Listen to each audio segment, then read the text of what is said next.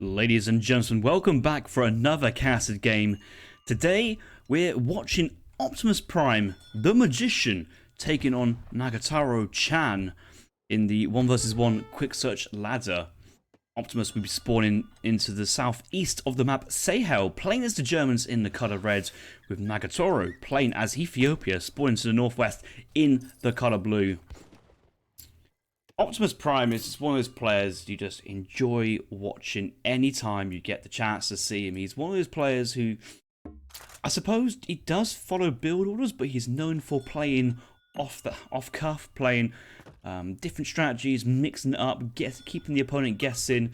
And all the top players, Hazard, Kaiser Klein, Maito, they all say that playing each other is easier than playing into Optimus Prime. And I've always coined the phrase, Optimus is the magician. There's always a bit of Opti-magic here, and I'm hoping to see a bit of Optimus magic again on this map. I think it's been a great map here for Germany. We do see double side gold mines offering a lot of gold income for Germany, maybe for Mexico, for mercenary play, uhlans, skirmishers. They're all coin heavy units. War wagons coin, doppelstunners coin. A lot of income. We also do see the Sudanese, a native TP, and they can offer to train Askari musketeers and semi-horsemen. Again, gold-based units, so potential for mercenary play here from Optimus. Let's have a look at his deck. Yeah, just the most standard deck as we see here. The only thing potentially unstandard will be something like Silversmith here instead of 2 settler wagons. But Silversmith is not an unstandard card if you're... What the hell? That was a crack shot which failed to shoot. Looks like Optimus will be committing to this final hyena. And the kiting just about working. Lock on. Yep, hyena getting shot. So back to this deck. Yeah, double skirmish shipment, double uhlan shipment, cav combat. The classic Jaeger, Black Rider, war wagon combination. There's no room here for the Bosniaks in Age 3, no room for improved mercenaries. And I think one of those two cards actually is starting to creep into meta in some players' decks. And on a map with a huge amount of natural gold, there's potential for like Silversmith amalgamation mercenary play. Our opponent today is Nagatoro-chan from Optimus Prime's point of view, and not much is known about this player, whether this player is Asian descendant or just a Smurf account, but let's say it is the former. Did see on GG Revnak's stream earlier today that Nagatoro managed to pick up a victory versus Revnak's Italy while playing as Ethiopia, so this player certainly very well versatile with the Ethiopian Civ, playing at a very high skill level, and I'm looking forward to seeing some great gameplay here from Ethiopia on a map which... I mean, I'm not going to say it's a great Ethiopia map or a bad Ethiopia map. It works. They also have coin income bonuses with the Abans gathering gold from the mountain monasteries.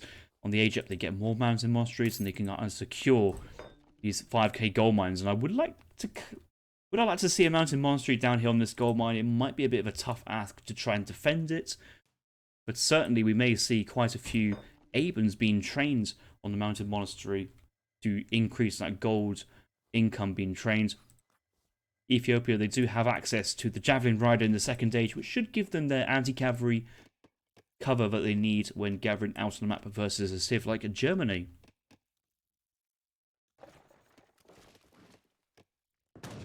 One trading post goes down and Optimus Prime was looking to take that trading post. Opti will be annoyed that he now has to go to the middle map to try and pick that extra trading post.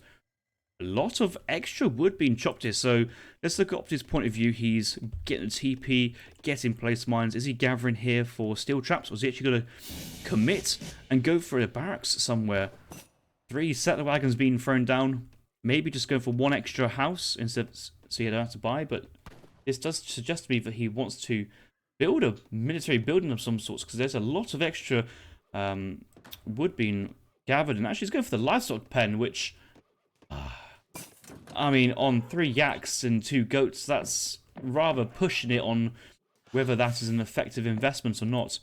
Livestock pen these days are cheaper. They are only 150 wood, so I think players need to consider this building a little bit more often in their gameplay.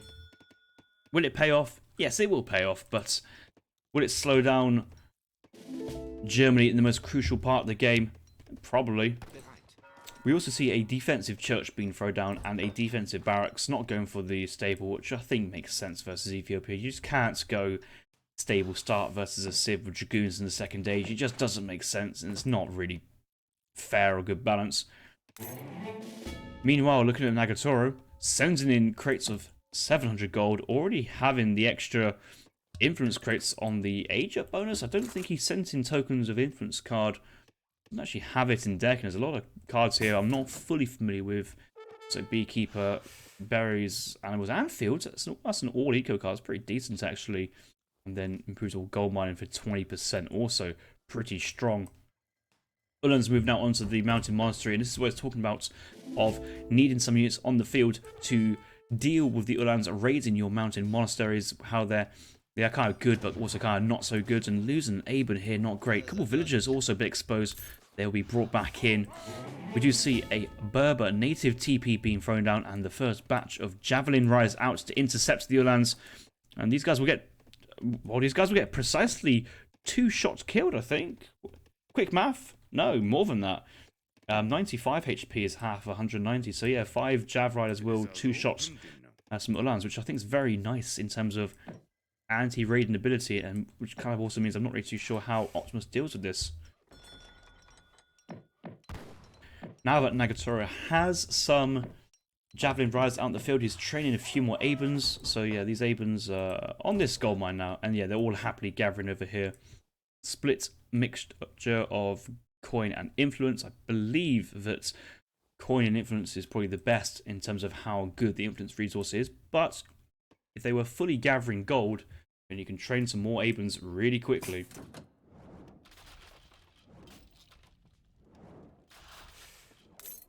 Cannoneers have now been sent from the home city. These are the Portuguese-styled mercenary, or Portuguese-inspired, but they're very similar to the Ottoman Abus gun in their design. They do siege attack from range, and 8 of them here coming to battle. Very strong, with a 1.5 multiplier versus infantry. All infantry, pretty much. Okay, it's just heavy infantry, but it feels like it's all infantry because they do siege damage instead of ranged. Crossbows, they don't enjoy fighting cannoneers, neither do skirmishers. The Castador and Jaeger being the classic example of units with high range resist who really do not want to fight into cannoneers, and that's what's going to happen. Optimus does have a double racks defense now. That's a lot of crossbows coming out. 16 crossbows and 8 doppels. Should be able to win the engagements, but the cannoneers getting such good value trades on the doppelsonders, and do the doppels move in? Do they run away? They've already lost many units. Crossbows moving on to the Javelin Rise now. I guess the Uhlans are moving in onto the cannoneers, trying to block and forcing some sort of engagement. Actually, the Javelin Rise have to commit, but the Abus guns do massive damage. They can infinitely kite, and now the Uhlans and 1 doppel has got into close range, but it's actually the crossbows behind doing all the damage. And overall, I'd say that's a good fight there for Optimus Prime to kind of nullify the main threat of the cannoneers, or certainly get them down to a reduced amount. Crossbows are easily replaceable. I'd like to potentially see some pikemen out in the field very urgently, because shotel warriors have now just hit the field. These guys are insane multipliers versus all infantry, which is it's just a hybrid between the Spanish Lancer and the Aztec Coyoteman, which just leads to a very scary unit. These are happily able to chop up all crossbows. They do decently versus pikemen. Maybe not as much versus musketeers, because musketeers having a higher base HP, and they can also fight back quite effectively. But in low numbers of units to try and deal with the shotels, the shotels perform very, very well. Shotels start to fall off a little bit in higher numbers and in later game, just due to the presence of maybe more anti-cav units at any one point. But you can just see that the Coyote runners are moving across and actually can potentially drag box the Abus into a forward position, and that's what's going to happen. Moving in, we do see the Berber native post being taken, but nothing as of yet being researched here from the Berber natives. Maybe Nagatoro was thinking that Optimus Prime would mix in some cavalry, some more cavalry than we'd seen, so that's where the Berbers would come in, but you don't really need Berber cavalry if you're playing as Ethiopia or Hausa for that matter. They certainly are good, they certainly help, but it's not crucial.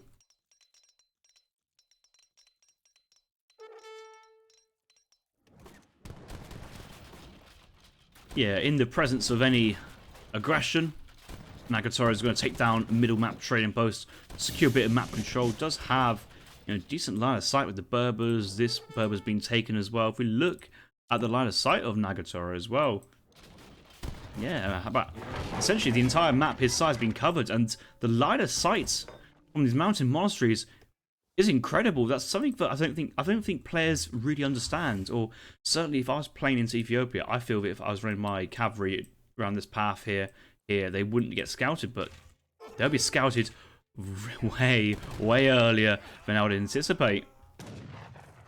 Shotel's trying to go for a lucky dive on the goat gatherers there, but they're actually against the town centre. Not many remaining. The javelin riders run straight into the crossbows. They have to fall back, and the Shotels were slightly out of a place to capitalise on that situation. 5 Canniers still alive and trying to get the most of any cheeky picks. Javelin riders going straight for the gold mine here, but crossbows and dops are nearby. They have seen that they are nearby. I think it was just trying to pick up the uhlans. He did see them on the large line of sight from the mountain monastery. Just placed my Nico here from Optimus Prime. No silversmith and certainly no amalgamation as of yet. He's in the 3rd age. Still making doppels. He does have the veteran doppel tech. So he does have 12 units, and en masse, doppelsunners are very scary. It's like, I think you can micro versus low numbers of doppels, but when it gets like to 10, 15, the tankiness of the unit, 280 HP, 4.5 speed as well, overall, they are really decent and underutilized units, and versus this army here, I mean, most of it's Shotel warriors, a couple cannoneers which now are not doing much damage versus the doppels. There's a false illusion here that the Ethiopian army can demolish what Germany has, but in fact that's not the case. The only big problem that Optimus Prime has got is that he actually hasn't researched veteran crossbows, which is very crucial in his competition versus javelin riders. Okay, the Shotel warriors are starting to engage. They're having a bit of a look. Let's look at Nagatoro. Is he popping something? Yes, he's shipping neftenya, training neftenya, and researching now elite infantry. So we have elite Shotel warriors. A couple age 2 uhlans try and move in, but nothing gets done.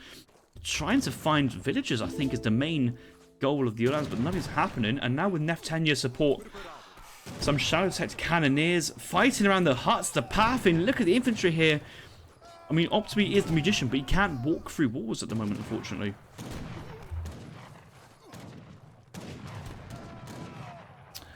Oh, that's so painful. All the dops have gone down, and there's still a huge mass of Shotels. 19 Shotels on the floor. More reinforcement dops do get in, but the neftenya cannon support, now with the doppels in low numbers, are moving to the front line, can get micro down. Good micro there from Opti, put them into cover mode, trying to protect them for even longer, especially if they're not doing any damage. Miles put them into cover mode, and they're going to get back into swinging. I think, dops in cover mode is still pretty decent, actually, versus anti-cavalry, so can't be, forever, afraid of that. The problem is now that all the anti-cav goes down. Optimus so timing with a nice uhlan batch, 9 uhlans, but it is not upgraded to veteran, which is a bit of a shame.